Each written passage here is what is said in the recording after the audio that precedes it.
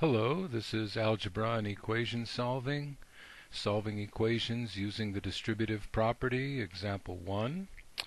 This is example 1, and if you take a quick look at this equation, it probably scares you to bits because this is really complicated.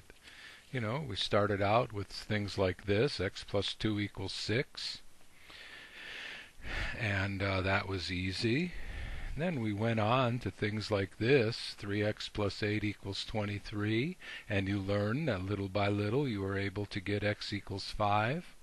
Now compared to those two, this is looking like some Einstein stuff, but little by little you can take this equation apart, and eventually it's going to look like this, and then eventually it's going to look like this. But what's going on here is we have the distributive property to take care of. This 2 is multiplying both things in the parentheses, and we just have to do that. 2 times y is 2y, 2 times negative 3 is negative 6. So when you work things like this, you have to write quite a bit.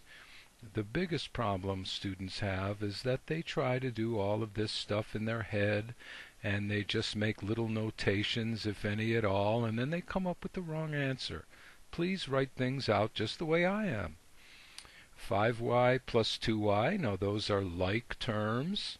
5y plus 2y is 7y.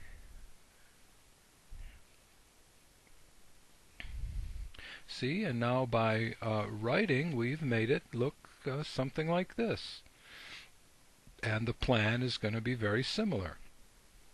We've solved equations like this before, and we start out plussing 6 to both sides. When I do that, I end up with 7y equals 98. And now I have to divide 98 by 7.